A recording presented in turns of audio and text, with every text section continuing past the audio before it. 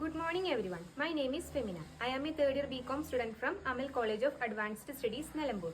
I would like to discuss a question from taxable salary in income tax. Let's move to the question. Mr. Rohit, a non-government employee, has the following salary details.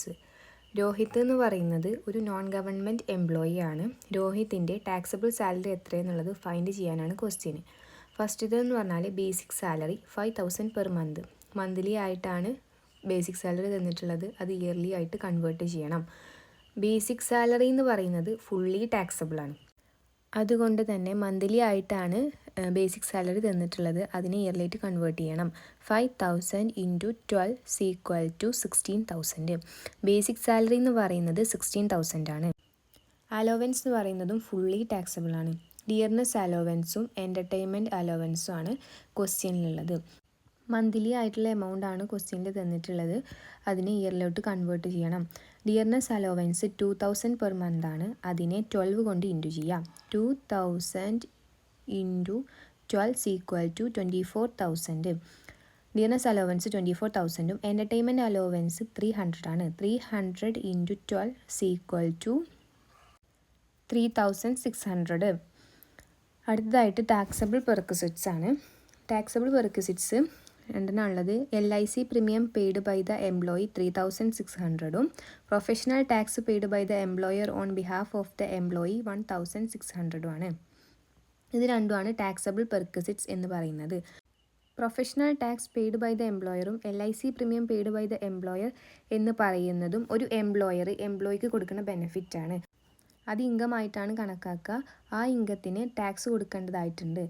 Professional tax paid by the employer എന്ന് പറയുന്നത് 1,600ഉം LIC premium paid by the employer എന്ന് പറയുന്നത് 3,600ഉമാണ്. Taxable ആയിട്ടുള്ള എല്ലാ എമൗണ്ടും add ചെയ്ത് കിട്ടുന്നതാണ് gross taxable salary എന്ന് പറയുന്നത്. ബേസിക് സാലറി 16,000ഉം ഡിയർനെസ് അലോവൻസ് 24,000ഉം എൻ്റർടൈൻമെൻറ്റ് 3,600ഉം ടാക്സ് പെയ്ഡ് ബൈ എംപ്ലോയർ 1,600ഉം LIC 3,600ഉം ആഡ് ചെയ്താൽ 92,800 കിട്ടും. ഗ്രോസ് ടാക്സബിൾ സാലറി എന്ന് പറയുന്നത് 92,800 ആണ്. അതിൽ നിന്നും ഡിഡക്ഷൻസ് കുറച്ചാൽ കിട്ടുന്നതാണ് ടാക്സബിൾ സാലറി എന്ന് പറയുന്നത്. Standard deduction 14,000. 92,800ൽ നിന്നും 14,000 ഡിഡക്റ്റ് ചെയ്ത് കാണിക്കണം. എൻ്റർടൈൻമെൻറ്റ് അലോവൻസ് ഡിഡക്റ്റ് ചെയ്യേണ്ടതായിട്ടില്ല. രോഹിത് എന്ന് പറയുന്നത് നോൺ ഗവൺമെൻറ് എംപ്ലോയി ആണ്. അതുകൊണ്ട് തന്നെ ഡിഡക്റ്റ് ചെയ്യേണ്ട. പ്രൊഫഷണൽ ടാക്സ് രണ്ടെണ്ണമാണുള്ളത്. ഒന്ന് എന്ന് പറയുന്നത് professional tax paid by the employee 600ഉം professional tax paid by the employer on behalf of the employee 1,600ഉമാണ്. ഇത് രണ്ടും ആഡ് ചെയ്തിട്ടാണ് പ്രൊഫഷണൽ ടാക്സിൽ നിന്നും ഡിഡക്റ്റ് ചെയ്യേണ്ടത്. പ്രൊഫഷണൽ ടാക്സ് 1,600ഉം 600ഉം ആഡ് ചെയ്താൽ 2,200 കിട്ടും.